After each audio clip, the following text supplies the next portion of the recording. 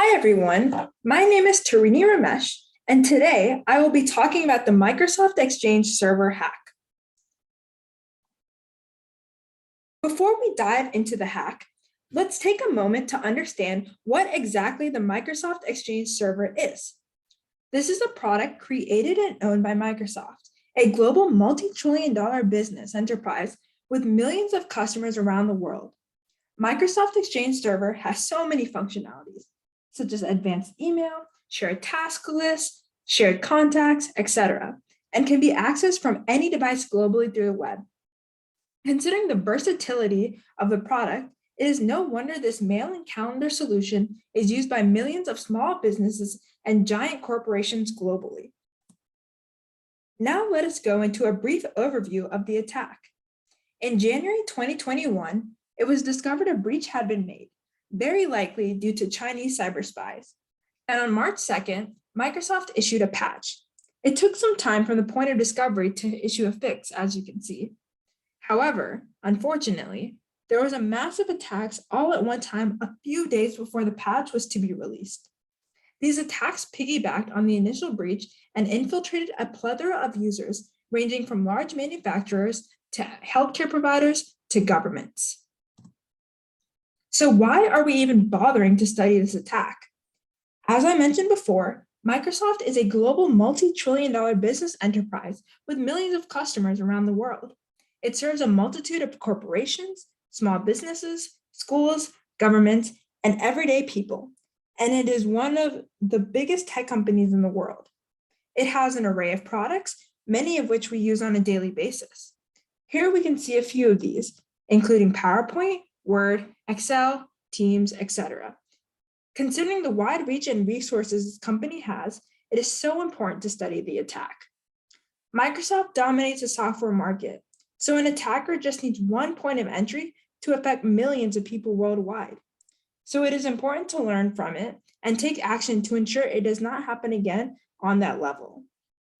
It also allows the everyday consumer like us to understand how we could be affected and steps we could take to ensure our own security.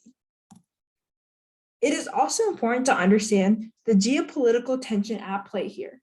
In the initial stages of the attack itself, it was thought to be attributed to a group called Hafnium, which security researchers were thought to be affiliated with the Chinese government. However, governments were hesitant to publicly state that the Chinese government was behind the attack, as that is a serious accusation. Then after months of investigation, the UK's National Cybersecurity Centre itself declared it highly likely that Hafnium is associated with the Chinese state. That is consequential for a government, especially a United States ally, to state this, because the United States is a world superpower and China is rapidly getting more powerful. So the US-China competition has intensified over the years. The US and China are becoming powerhouses and holding a lot of weight around the world, especially considering their technology sectors, which are growing tremendously.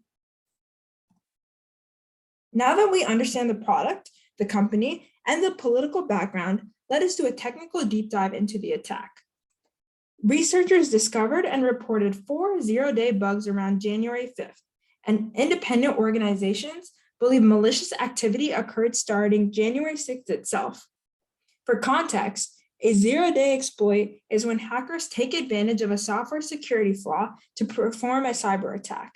And that security flaw is only known to hackers, meaning software developers have no clue to its existence and have no patch to fix it.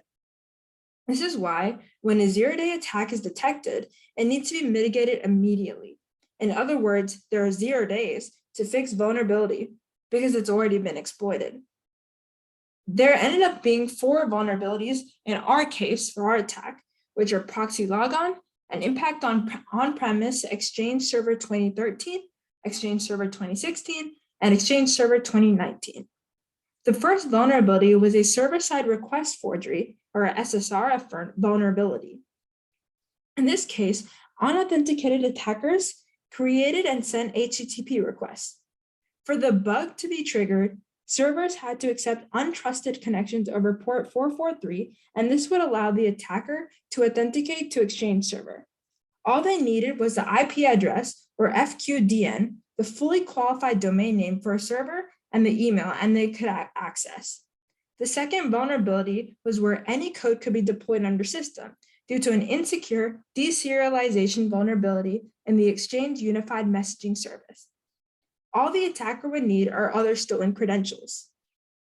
The third and fourth vulnerabilities were post-authentication arbitrary file write vulnerabilities to write to pads. If used in an attack chain, the vulnerabilities can lead to remote code execution, server hijacking, backdoors, data theft, and potentially further malware deployment. And according to Microsoft, these vulnerabilities were indeed used as part of an attack chain.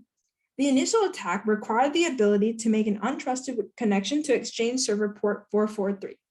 This could be protected against by restricting untrusted connections or by setting up a VPN to separate the Exchange server from external access.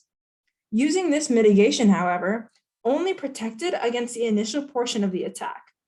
Other portions of the chain could be triggered if an attacker already had access or could convince an administrator to run a malicious file. Hafnium, the state-sponsored advanced persistent threat group from China, as we mentioned before, exploited these vulnerabilities to deploy web shells to steal credentials and mailbox data. They also got the offline address book, or OAB, for Exchange, which would allow an attacker to do further reconnaissance.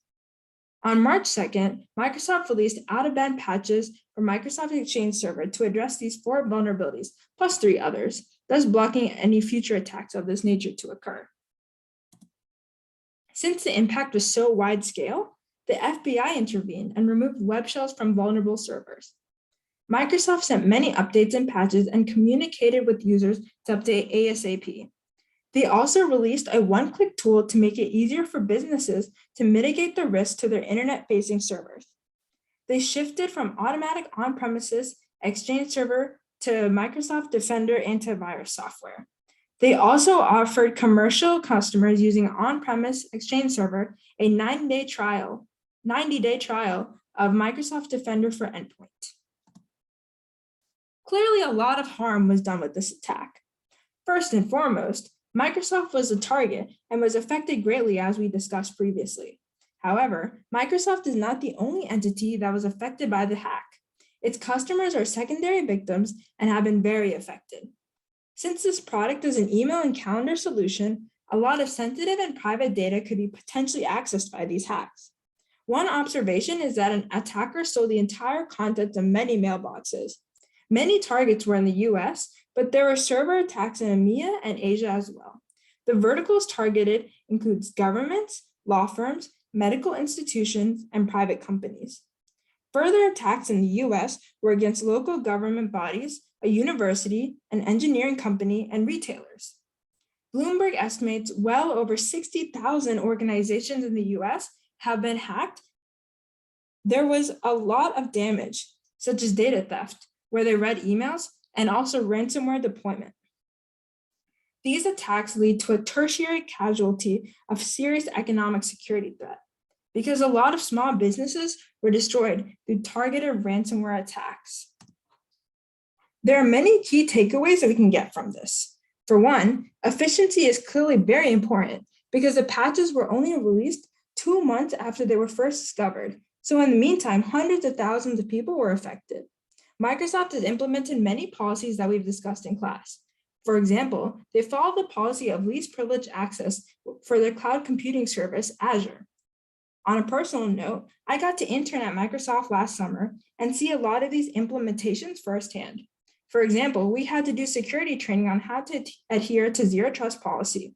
We also had to use multi-factor authentication to sign into anything, and we also had the opportunity to use passwordless logins as well. As seen by news and my personal experience, Microsoft is working hard to be safe and taking preventative measures to protect the privacy of its customers.